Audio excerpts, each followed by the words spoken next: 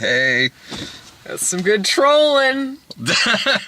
There were no trolls in this. Not a single one of them called each other a cuckold. We did learn that Nilbog is goblin backwards. So. Oh! Oh my god! Well, this has as much in common with the first Troll movie as either of the Troll 3 movies do. Could be an animated sequel, I guess. I don't know. What'd you think?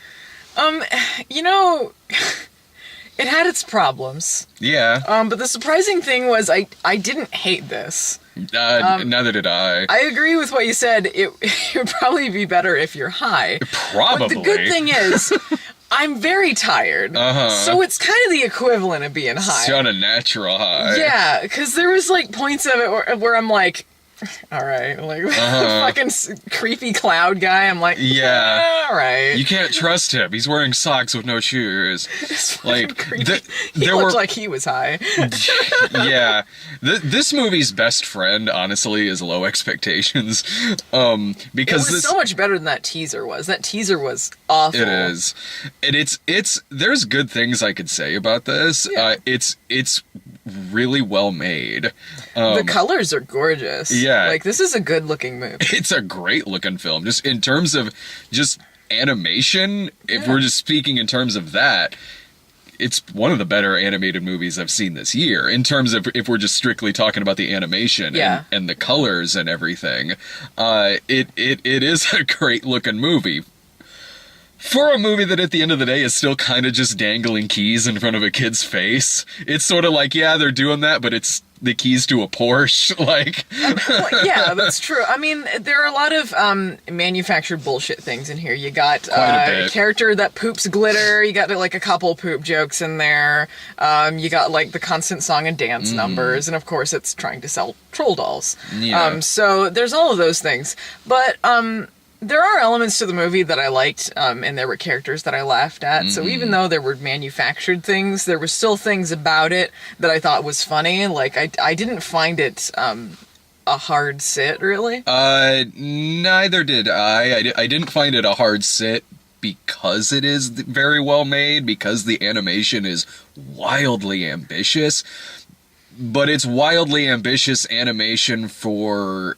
when you really break down the script, something I've seen 100 times before. It'd be like if you made a Pink Elephants movie from Dumbo, but just used the script to the nut job.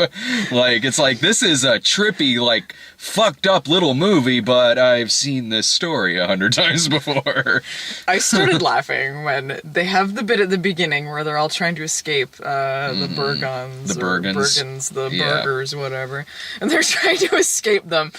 And they fake out that the king is dead. Yeah. And they have one troll with a jacked up leg. Did you notice that? Where it's like snapped in half, like, oh no, the king's gone! And I'm like, oh my god, did they just kill him? I said every troll comes out alive. Yeah, I thought they really did kill him, and like, I was starting to laugh, and I was trying to keep it down because, like, no one else is laughing, and there's kids in the audience. I was and laughing. I'm like, I don't want to be like, he's dead. There's really only a few times I laughed in this movie. That part was one of them. They had a dead clown troll as well. There was a funeral. Yeah. There was a troll funeral and a cutaway joke. Mm-hmm. And the casket gets knocked over, and apparently what trolls do when one of them dies is their death mask is a clown face. Well, I think he was a clown from a previous cutaway that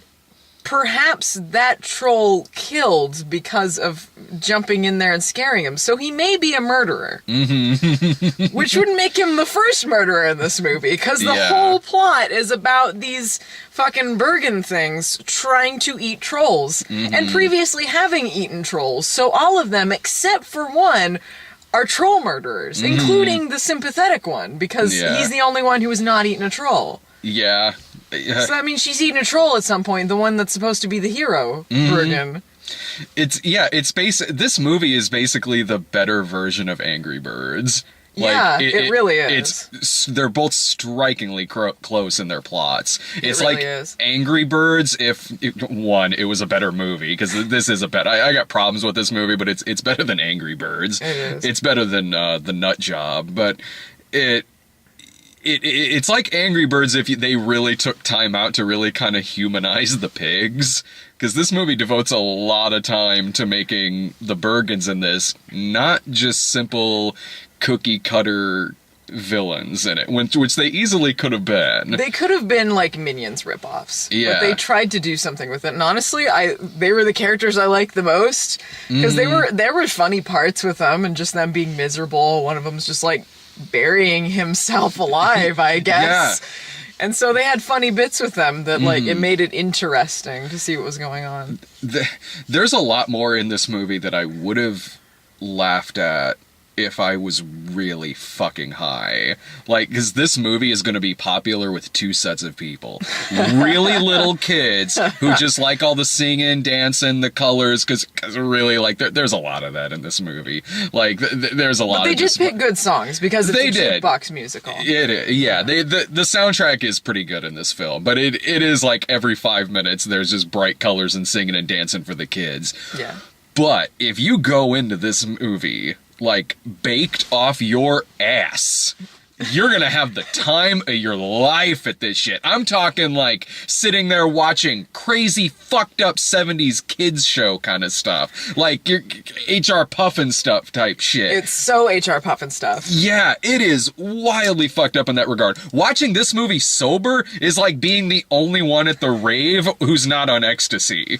Like, you're sitting there like, I wish I was having as good a time as the people in the movie are having, because they are clearly fucked up on ecstasy in this film. Like, there is just bonkers shit going on. Like, from like the random little like creepy spiders that get eaten by bigger spiders, and they look like seriously fucked up. Like, all of the fucking things that are gonna eat them along the way were way worse than the Bergens. Yeah, they're just everything's gonna eat them, and it reminded me exactly of HR Puffin stuff with all the weird puff spiders and shit floating around. Yeah, eating each other, and then a bigger one eats another one, and then it gets set on fire, and then the creepy face is just wink and goes away, never to be seen in the movie again.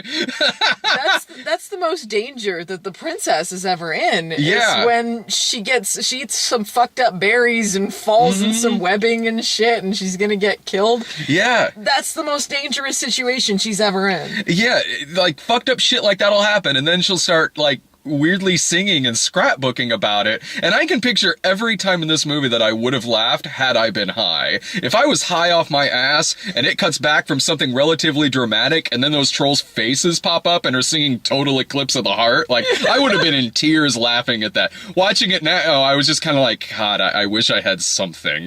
Shrooms, I don't care. Yeah, give me some mushrooms, something. I'll eat that, fine. I was so tired, and when it gets to the part where they're watching the Bergen girl in her room start singing Hello. Yeah. And there's like this trippy sequence, and she's like a floating head. Yeah. And it's like, is it me you're looking for? And I'm sitting here like, it's getting so weird. Yeah, it's getting a little weird in here. What is going on in this movie? Yeah, and then like the True Colors scene, which is oddly poetic in the film. It's like suddenly it's turning into like Les Miserables all of a sudden, and it's like, oh, Anne Hathaway's gonna come do a really sad musical number. I felt like in that regard, they were trying. There were totally, yeah. It felt like they were trying to make a movie beyond just sell the troll stuff to kids.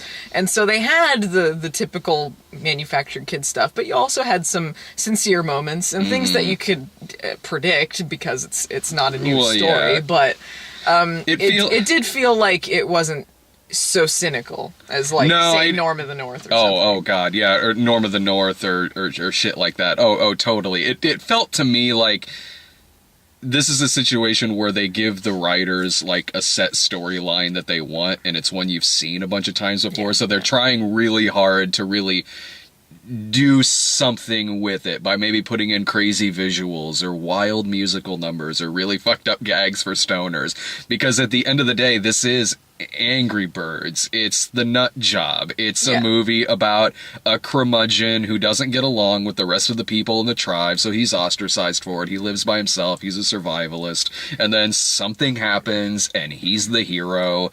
And then it does the other thing that 1,000 animated movies do, where he's partnered with another person, and they don't get along, and they have to travel somewhere. He's the grumpy one, she's the happy one. Yeah, it's like I said earlier, it's like if you had an animated movie with the ambition of the pink elephant scene, and you made it like one pink elephant doesn't get along with the other one and is a curmudgeon and they have to travel somewhere. It's like, are you doing this? Well, at least the animation looks good. It reminded me of The Nut Job a lot in that the grumpy one is not wrong. Yeah. I mean, granted, he goes, far in another direction, but as far as when it starts, when he's just like, hey, don't be making all this fucking noise, we're gonna get caught by these monsters that want to eat us, and they're like, whatever, town full of idiots, all of them gotta throw the biggest party ever, and then they get caught after 20 years of hiding out from these people. They're lucky they went 20 minutes without getting caught. I don't know how they survived 20 years. No. And just imagining, like, what a huge length of time. 20 years. They didn't have to set that 20 years because the ages are kind of ambiguous. Yeah. And even like, except for like the little Bergens that do grow up, the adults look the same. Like the chef lady looks the same. Yeah. But imagine 20 years living by herself out in the woods, just hunting for these little fuckers. Trolls. Yeah. Like that look on her face, like, when she first hears them. It's like, what? She must not have looked very hard for 20 years. Exactly. It's sort of like whenever there would be an episode, like, towards the end of, like, Lost, where it's like, oh, there's suddenly island hippies living on here. Like, what? Fuck. You didn't notice that any fucking time you've gone around this goddamn island? The island hippies and their temple? They turn the ground into rainbows. Could you not follow this trail? You're not very... she was the troll chef for Trollstis. Trollstis, where they eat the trolls once a year so that they will know happiness. That's their tradition. It's their version of Whacking Day. Yeah. And, so she was the one that was in charge of serving trolls until the trolls decided one day, hey, maybe let's not hang in this tree and get eaten. Let's go somewhere. Yeah. And they tunnel their way out. She didn't know how to hunt or how they work or anything with these trolls after how many years being like the head troll chef. Got some holes in this plot. and really, trolls, you can fit right through that cage that you're in. Yeah, they could have gotten away at any time. And I don't get, too, like, the trolls are like, or the Bergens are like, you'll never know happiness unless you eat a troll. Granted, we know this isn't true. They learn true happiness was in them all along. Yeah. But they still have, when the little king troll, when he's a kid, he wakes his dad up, and he goes like, oh, it's Trollstis, and they have this like, kind of Christmas morning where he's like, get up, it's Trollstis, and this childlike wonder. I don't know if they knew what that was, being excited for Trollstis. Maybe put 2 and 2 together here. You could figure out what... I don't know. Happiness only comes when you eat trolls and with the prospect of eating trolls. It's like the process of eating chicken McNuggets makes me happy, and so does the idea of walking to go get them. Maybe that's the logic they're using here. Because clearly McNuggets are the only thing that make me happy. And they call it McNugget Day. Yeah, a.k.a. Tuesday. Once a year, you wander to McDonald's to eat some McNuggets to know what true happiness is. Once a year? No way. I'd be miserable. Once a week. Every Tuesday. What kind of sauce you got? Habanero ranch and honey mustard. Oh, I get the sweet and sour. And sometimes I'll mix it up. Like, once in a while I'll mix it up. I did a couple weeks ago. I'm like, I'm feeling dangerous today. I'm gonna have sweet and sour and hot mustard. When's that movie coming out? When's the McNugget movie coming out? Movie? They've been mascots for quite some time. When is their chance to... When is, like, McDonald and the Nuggets coming out, and they're like the new Minions? The finale of The Reviewers that was scripted, but it was never made, had the Jeff character becoming an internet rapper named MC Nuggets. He was singing about his love is sweet and sour or something. Like, I can't remember. It was sweet. That seems like something that would also be good if you're high. Yeah, probably wrote it while high. I like with this though, like in terms of what was his name? Brace, the Justin Timberlake character. Branch.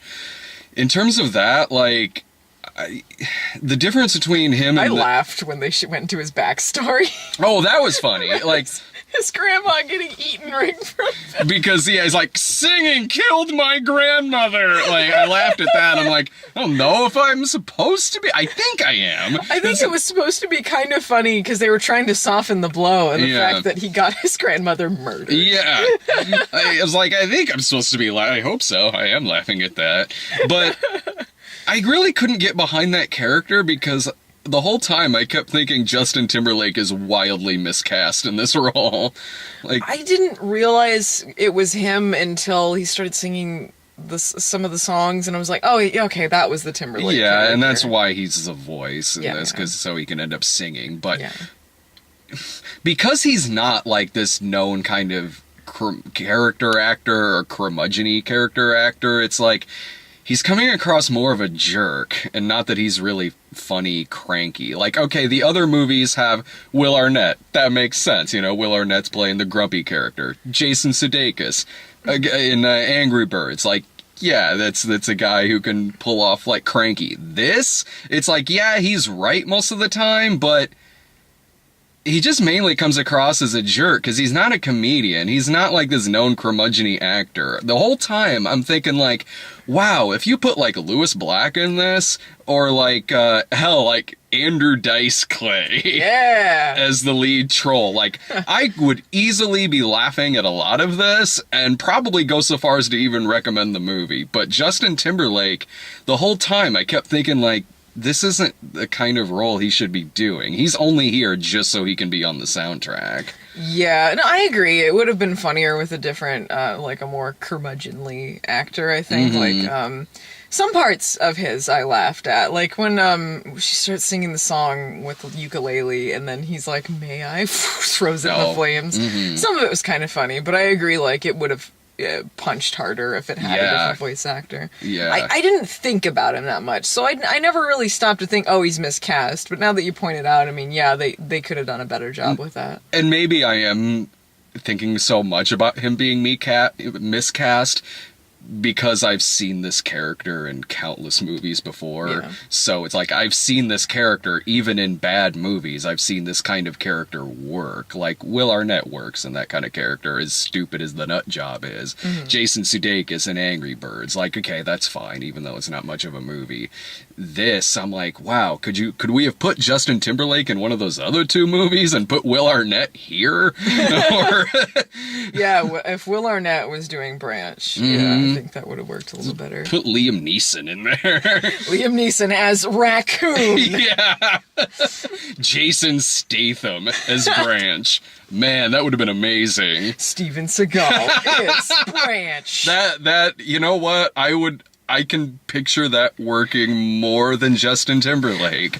Okay, I'm just thinking about this now. This isn't relating to the topic at hand, but the movie. Did they murder the chef and the troll that sold them out? Last we saw, they were on a flaming barrel or of some sort, or wheel, like a grill or something, flying away on fire. Are they dead? Yeah, what did happen to them at the end of it? I think they died in flames. Probably. Like, everyone's singing this happy song.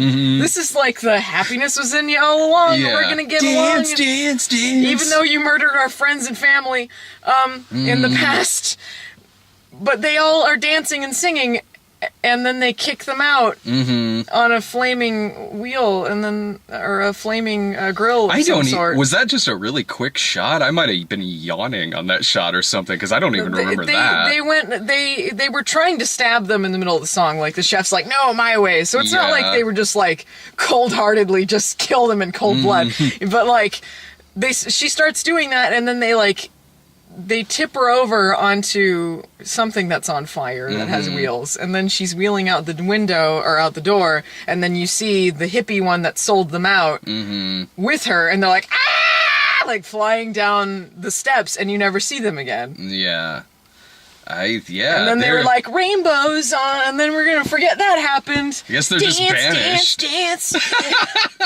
Out of control. Can you imagine their last moments? Flaming on the ground. And then they hear in the background, dance, dance, dance, yeah. I got music and something. If this movie had been made a couple decades ago, that's exactly what would have happened. We would have seen their corpses. We did see some corpses in this. Yeah. And you got to see, like, some troll recipes with some dead trolls in there. Fruit troll-ups. I realize 20 years have passed, but there are still some trolls alive that do recall having friends and family eaten by these very people. Yeah. The dad troll's still around. So they're just gonna get over that? Maybe the whole thing is an allegory for Nazi Germany.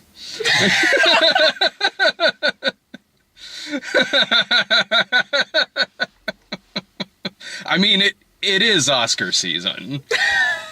This could be like Oscar bait, you know? I see where you're going. I mean, I've seen The Night Porter. The former prisoner and the former Nazi had a great time together till they were killed at the end. Sorry, spoiler. Speaking of the Nazis, you know this was like a better version of the Smurfs. Oh, yeah. It was totally that. Yeah. They were the Smurfs if they weren't like fucking dumb as shit. Yeah. And they want to eat them. You got like the chef who's kind of the Gargamel. Yeah. It kind of like hooked on this idea of eating them for no particular reason. It's not like they have nutritional value. It's just some idea they're stuck on forever. Yeah. No, it's kind of that. It's exactly what it's Smurfs with better writing. Yeah. It isn't one of. I'll give it that. You know what? Yeah, I've seen this kind of movie before in the movies we mentioned earlier, but you know, I would rather have this kind of movie I've seen before than I would like, oh, they find a magical portal and end up in New York City live action and they gotta move in with Ashton Kutcher. Like, I mean, it had its own world, and it had this aesthetic about it, like that felt like it was in its own. So it wasn't like they were, let's just take them to the real world Looney Tunes style. Exactly. You know? Like Space Jam style. And Looney Tunes back in action. Yeah. No, yeah, I'm glad they did it like this. I would rather have like, yeah, okay, I can live with this being basically a better version of Angry Birds, so long as it isn't just another Smurfs. Because I wanted to hate this, and I did hate it from all the advertising and shit, but that's kind of with the territory. And when it started, I was worried, because when they started with the scrapbook stuff, they started doing things like OMG and all this stuff, and I'm like, oh no. And they like have him like shit glitter out on stuff. I'm like, oh. But then they started like going away from that stuff, and it was very minimal. So it felt like the stuff that was there was fine. It didn't feel like it felt more natural, I should say, that they included that rather than just pandering. Let's include this for whatever. I felt that way while watching it. Where I basically come down on this is mainly like, the entertainment I got from it was just how fucked up a lot of the animation was, and like all the really crazy creatures and wild shit that's going on. The designers probably had a lot of fun making this. And I enjoyed that there was like different body types and different types of characters, and especially for the female characters. Yeah. There was no, like, same face going on, and there was no, like, sexualization going on, which is, sad to say for kids' movies, really refreshing. Which is saying something, considering there are a couple of trolls who are apparently nudists that are just naked through the movie. That's and true. One of them only speaks in auto-tune. That was kind of funny. But I as it is, it's sort of like I'd recommend it as a rental because the animation is really good. And there were a few times I laughed. I couldn't justify seeing this in theaters because I didn't laugh that much in it, and it is a comedy, and I really didn't laugh that much. But I was in awe a lot of the animation, although I do recommend seeing it in theaters if you get really fucked up first. Like, see it in 3D. Like, oh, sorry. No, I was just gonna say, like, get fucked up. It's just, I won't say what, because I might get in trouble, but just, you know what I mean. Then I recommend seeing this in theaters. After seeing this, it makes it even funnier imagining Matthew watching this and being so angry. Yeah, he didn't like it very much. He didn't like it. Like, I mean, I could name so many better kids movies. Don't get me wrong, so could I. But I think, like, if you're someone, like, if you have kids and they want to go see it, and you want something that everyone can watch, I think this was fine. There were things that I laughed at, so I didn't feel like I wasted my time on it. It didn't feel like I was angry or anything. I've seen far worse movies that can be classified as they're flashing a bunch of bright colors at the screen to make the kids clap. Yeah. And maybe this one does that better because it is kind of part of the story as opposed to like watching the Oogie Loves or some shit like that. Yeah, well, I mean, the trolls, that's the bright colors and all of the weird kooky Lisa Frank stuff going on, that's part of what it is. Yeah, so it's like there is context to the keys being dangled in front of your face. And it is part of the plot. They're true colors. It is. And they say true colors, it's and like, they have all the bright colors. I gotta give it that. Like, this movie, it could be Smurfs. It could be something as fucking cynical as Norm of the North. It could be, some shit like The Nut Job or Angry Birds. And not that it's, like, this isn't even one of the best kids movies I've seen this year, but going back to what I said earlier, its best friend is Low Expectations, because it's not that bad. It's not even bad, really. It's just, it's serviceable as a rental, or if you see it in theaters, boy, is it serviceable for a trip. Like, they knew what they were doing when they made this shit. Like, they know that this has another audience. And you know what? You're probably going to get a double whammy of some good trippy shit this weekend between Trolls and Doctor Strange. And that's your double feature tonight. It is my double feature, and I'm fucking sober. God damn it. Any other final thoughts about this? I got nothing else. I think it's covered. Yeah, we liked it better than Matthew did. Damn it! Fucking bullshit! What a bullocking tits ass of a movie! Or as I call it, Nuki 2. Really? Damn, dude. This is the worst thing since Hiroshima! God, if he's mad at this, what's he gonna say when Rock Dog comes out? Or I thought Boss Baby looked good, though. Yeah, it's about time we remade Little Man.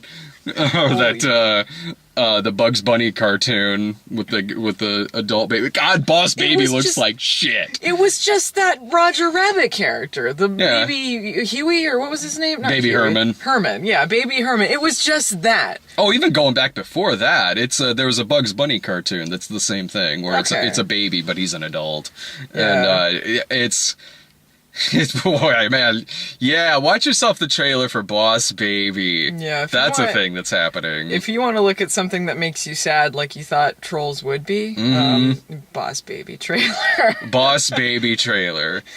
If you hate yourself. Like, if Stewie Griffin is too much for the little ones, here's Boss Baby. Fuck that. I don't like Baldwin. Why? Yeah, that should be Stephen Baldwin. He's too good of a Baldwin for this. No, he'll just be in the religious version. See ya. Bye.